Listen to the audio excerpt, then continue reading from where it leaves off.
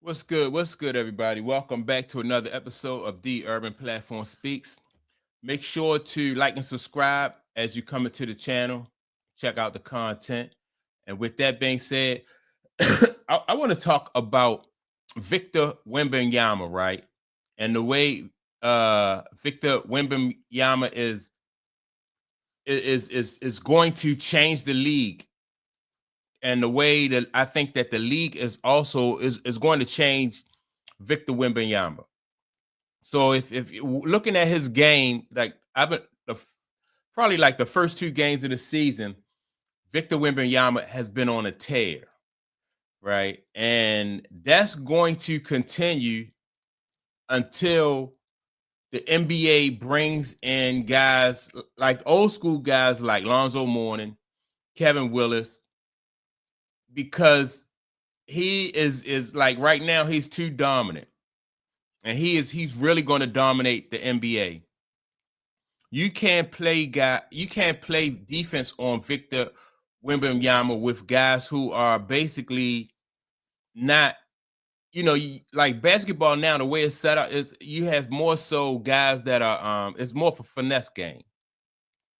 So like the power forwards are really small forwards. Like in the old school NBA, like the guys who are playing power forward now and center now, they probably more so like small, like the three position, like the small forwards, or maybe even some of them could even play the two position, right? Like because the game is more finesse, it's more up and down, more 3-point shooting than it was back in the day. For instance, like that's why the reason why they outlawed the dunk, because Kareem, like back when Kareem was playing, he had a height advantage, and he could dunk, damn near almost every play. Like anybody who was Kareem height or around his height could dunk every play, right? And so they had to outlaw the dunk. And then so Kareem Abdul-Jabbar had to adjust his game because they outlawed the dunk. But not only that, teams found that if you were physical with these kind of players, and that's what's going to happen with Victor Wembanyama. Basketball right now is going through a cycle, right? This is part of the cycle. And because a lot of people, excuse me, because a lot of people are too young to have seen this before, they don't realize that like basketball is going back to the way it used to be played back in the 70s, the 80s, the 90s, and like in the 2000s, like the 2000s, as basketball started to go international, it got away from the way it was played like the 70s, the 80s, and the 90s, right? And it became more finesse.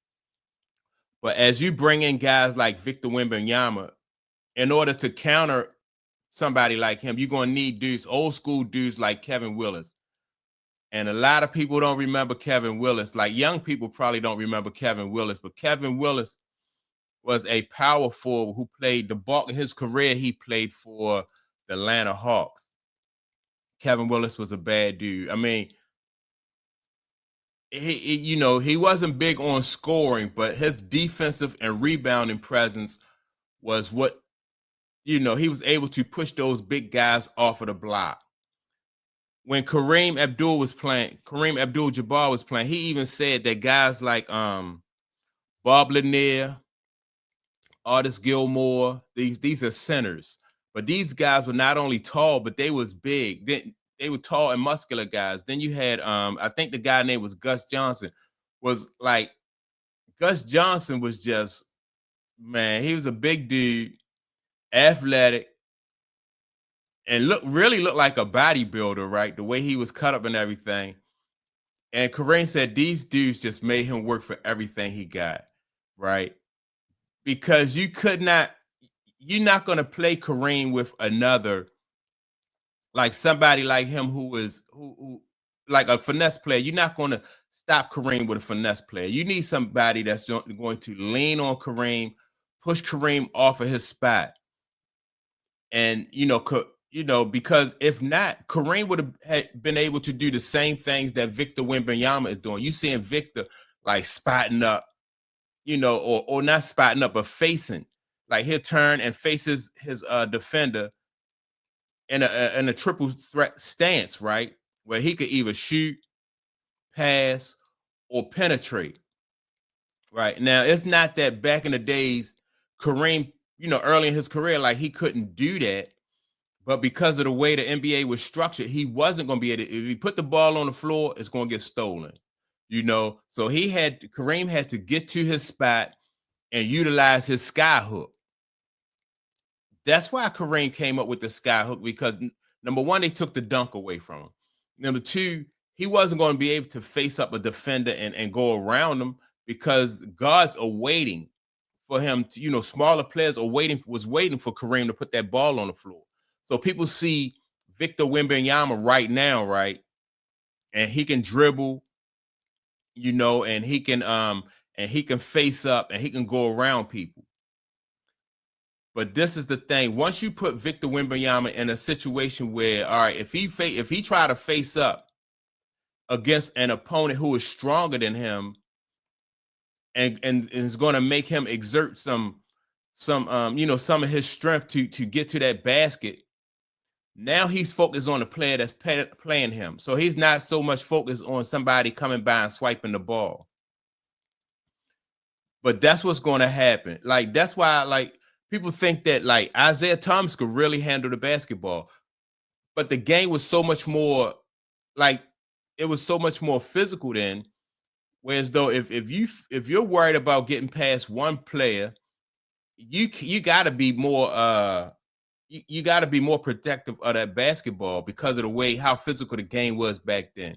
And so I see now the NBA going back to the way it was when you had Gus Johnson, Artis Gilmore, Bob Lanier, Dennis Edwards. Man, you had a lot of big guys, man, that was leaning on you. And the only way to defend those guys, like even Patrick Ewing, when Patrick Ewing first came to the league, those early battles against Chicago had to go out and get Bill Cartwright, because Bill Cartwright was a person who was able to push Patrick Ewing off of that block. If they had not have pushed Patrick Ewing off of that block, then he would have scored. You know what I mean? He just would have had his way with everybody in that paint. So you need somebody who could push those guys off of the block, because that's a high the closer you get to the basket, the higher the percentage is. The higher your shooting percentage is. So naturally, and you see that with Victor Wembanyama. Like the first game that I watched, he did shoot 2 3-pointers, right?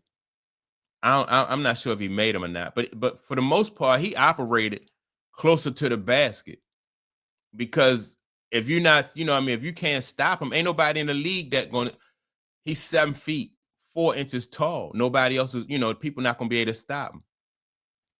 I remember Ralph Sampson. Ralph Sampson came out of the University of Virginia. Ralph Sampson, excellent athlete. Ralph Sampson, like, he could play rim to rim. Like he'll block a shot at one end and sprint down the other end, and they could give him an alley-oop, or he'll fill a lane and boom, he'll dunk it, right? But when Ralph Sampson got to the NBA,